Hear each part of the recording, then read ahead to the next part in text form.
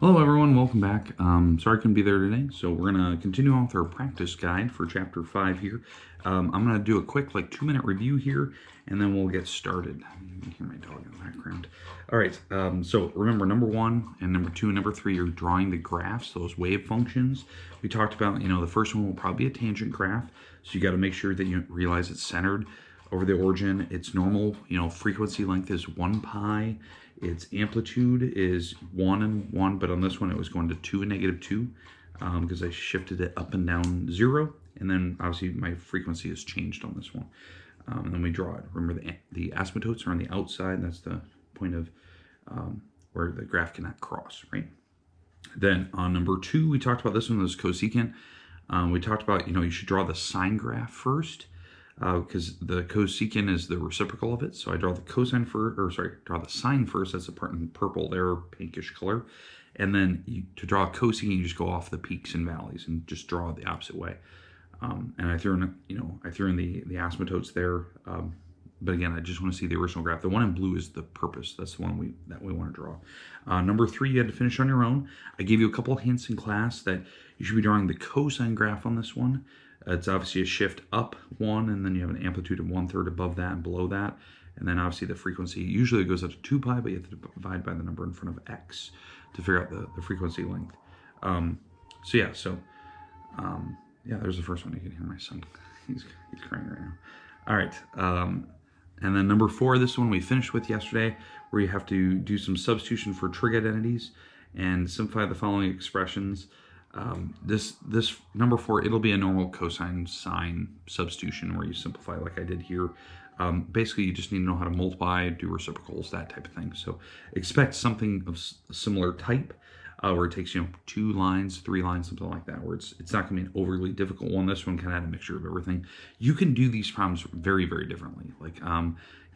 I've definitely seen some people do some different substitutions here and kind of work out the problem.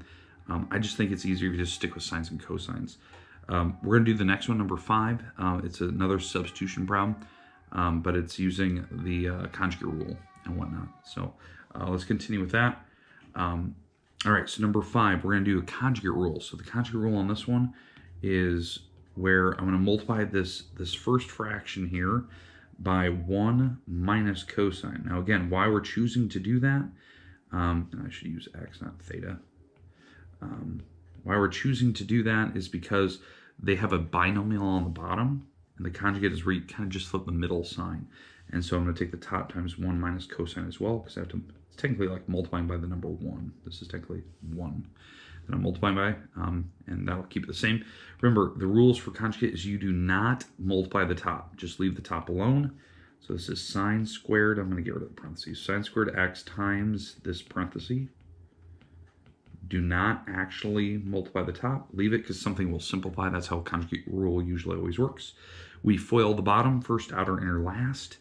Now, the rule is, or the shortcut for you guys, what we talked about in class was really you only have to do the first and the last item, because the middle and the outer should cancel out. It would be a positive cosine and a negative cosine, so those would cancel, so I don't need to actually do the full foiling. So first is 1, and outer would be, last would be cosine times negative cosine, which is negative cosine squared. And so if you do this correctly, this is what the bottom will look like on this fraction.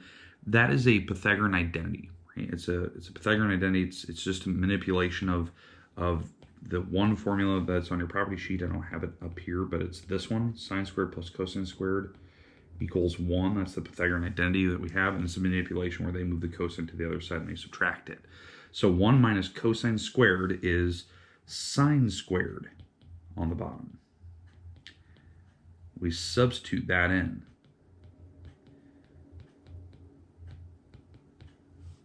So I've substituted the 1 minus cosine squared out for sine squared. That's that manipulation of Pythagorean identity.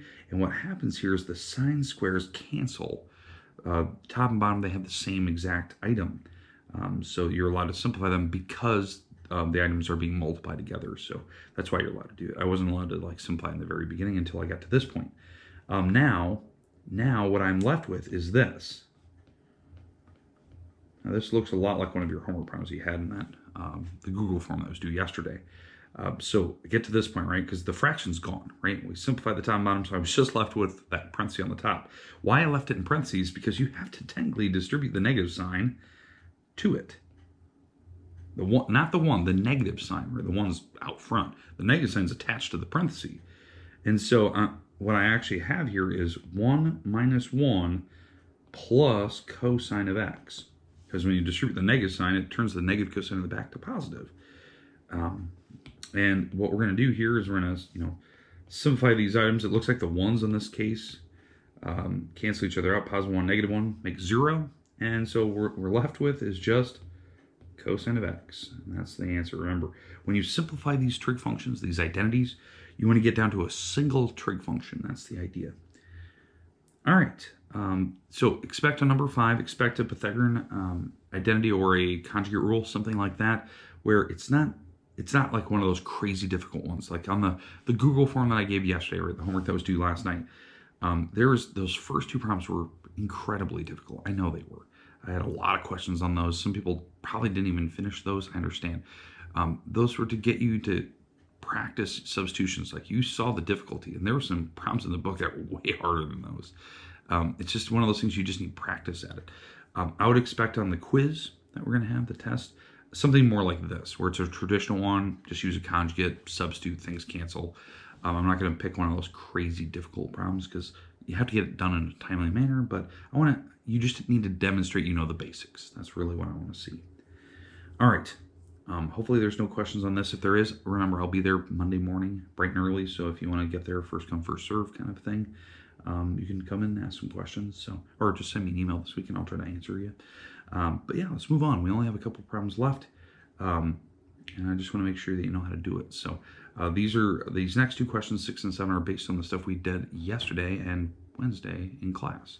So the little notes we've been taking recently. So, all right, so what we have here, if I get rid of this, is we have to find the exact value using the trig of sum and difference formulas. So those are the new stuff that we did a little handout yesterday, little in-class activity.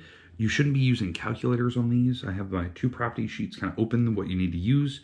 And so you have to use the unit circle, which you can see here, or the special triangles, to figure out numbers that add or subtract to give you the 195. And so the unit circle, obviously you can see my numbers here. You can use any of these to make 195. If I was looking at this, I think my instincts are to go like 150 plus 45.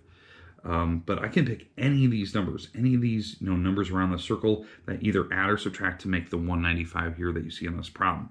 So I'm gonna choose those numbers that just came to my mind first. So cosine of 150 plus 45, that makes 95. Again, you can pick any numbers. You can be adding or subtracting because maybe you had a different set that you want to use. Now, obviously on mine, I'm using cosine. That's what this problem asks for. So I have to use the cosine formula over here on this property sheet, right? You're using the sum and difference formulas, which you can't even see. Let me see if I can move that. There we go. Okay, so we're using the cosine sum and difference formula. So that's this one right here. So we're adding, because I picked 150 plus 45, so I'm using the addition. So on the formula, you have to use that top symbol over here. You have to stay with the symbols, either top or bottom, so I stuck with the top. So it looks like I'm doing cosine of the first, cosine of the second, minus sine of the first, sine of the second, because that's what the formula says for adding. Again, the symbols are the same on the tops. That's why I'm picking them. I'm adding my angles here. I have to subtract on this side. Just be aware of that. You have to be very careful on how you read your property sheet. I think I have a couple extras on my desk if you need to borrow one for right now. All right, so let's write down the formula with some of my numbers plugged in. So cosine of the first times cosine of the second. Now we have the minus sine of the first times sine of the second. So those are my numbers. And now we're gonna use my unit circle here to read off some of these values. Again, if you pick different angles than me, fine, just use your unit circle. You can still hear my son background. We're gonna plug in my numbers and simplify this thing out. So, all right, so cosine of 150 cosine of 45, sine of 150, sine of 45. Plugging in these fractions from your unit circle. Hope you can see these. Cosine of 150, remember, on your unit circle, these coordinates are your answers. That's how we use it. So I'm using the 150, I'm using this coordinate right there. Cosine is the first one, and then sine is the second. It's alphabetical order, cosine, sine. So the cosine of 150, it looks like on your property sheet, is negative square root of 3 over 2. There's the cosine of 150. Now 45. So we go over to 45. Cosine is the first one, so it's root 2 over 2. That's your number for 45. Sine of 150, again, you find 150. Sine is the second answer, so it's half. And then sine of 45 is the second answer, which is root 2 over 2. So those are your numbers. Now again, you're using your circle, whatever angles you chose, you just go find those in your chart. Just make sure that you have them plugged correctly into your formula. I'm obviously using my cosine formula here. And now my final answers here, if I multiply these straight across, again, you can multiply any types of radicals together. So I get negative root 6 all over 4. And on the other side, if I multiply these across, I get square root of 2 over 4. And then subtracting, or adding these together, I'm getting negative root 6 minus root 2. You can't actually subtract those, and this is over 4. That's how you subtract or add fractions. You just subtract or add the top. And there's your answer. And if you noticed, the examples we did the last couple days in here, every, sum and difference formula that uses sine and cosine, all the answers kind of look the same. They all have root 6s, root 2s in them. They have a 4. It's just a manipulation of where they sit, if they're positive or negative. That's really what it comes down to. So that kind of tells you kind of what your answers are, if you know if you're doing it right or you're getting the right numbers.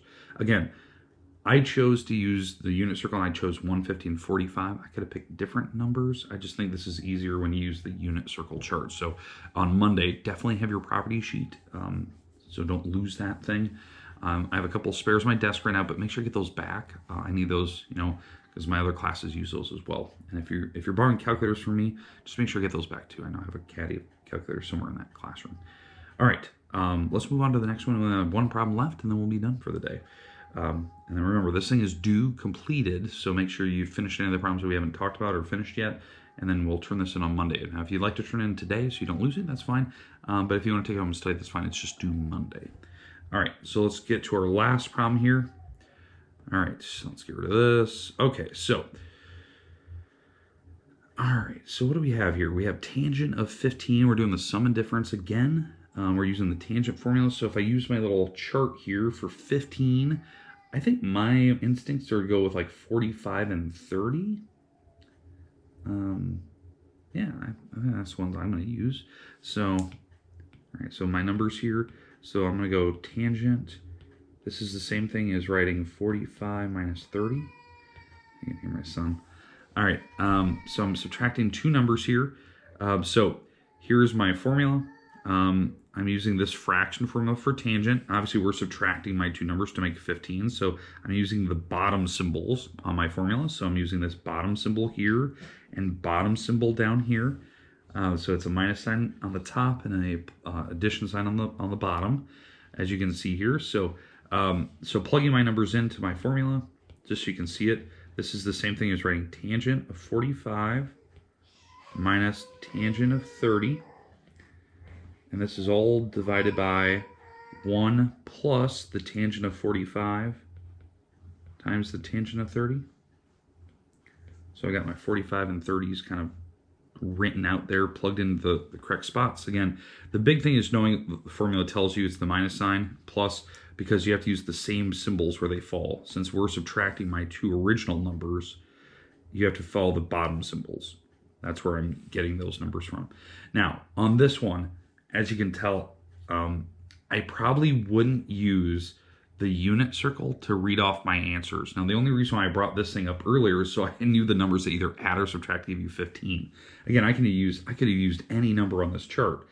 I would just, on tangent, I would try to stick with these angles over here, the 45, the 60, and the 30. The reason why is that those are on special triangles, and it makes it a lot easier to solve these when you use special triangles. like a lot easier. You just have to know TOA and, you know, substitute in your values. So this, the special triangles, if you don't remember, you know, the 45, 45, 90 triangle, that is a 1, 1, square root of 2. I think you have that probably on the other side of your property sheet. And then your other triangle is the 30, 60, 90 triangle. So that's square root of 3. This is a 1. This is a 2. And so what we're doing is reading off tangent for these triangles. So of whatever angle we're dealing with. Again, what tangent stands for, if you don't remember, just in common sense, it's TOA. Means opposite over adjacent to whatever angle you're doing. So if I'm using 45, the opposite over the adjacent, that's 1 over 1. So this first fraction on the top right here is the number 1. I don't need to put it in parentheses. I'm just showing you what that is. It's 1 over 1, which is 1. The tangent of 30 on the top, in the top right corner. So I find 30, and I'm going opposite over adjacent. That's TOA, right? So opposite over adjacent, that's 1 over square root of 3. And 1 plus. Now, my two other answers, I already have the tangent of 45. We already said that was 1. And tangent of 30 is 1 over square root of 3 again. That was just using my triangle. It's the same numbers I had on the top. So now, the only thing I have to do on this, and we talked about this yesterday, the you know, in-class activity, all we have to do is just multiply this together first. So, and that's all you have to do. You don't have to simplify this at all. I'm just going to leave it like this. You've shown me that you know what you're doing, how to plug numbers in. And when I multiply 1 on that, it's just 1 over square root of 3. 1 times anything is just itself. And there's your answer. That's what we're looking for. I would expect on the test to have a tangent problem, you know, sitting here. And something easy where you should use, you know, the smaller angles. So that way you can use the special triangles. All right, there you go. I'll be back Monday morning, bright and early, in case you want to ask a couple questions. Maybe there's something that you're getting tripped up on. You can ask questions via email. I'll try to answer you as quick as I can this weekend. We had homework due last night. If you didn't turn that in, get that done. And I'll see you guys on Monday. All right, bye, guys.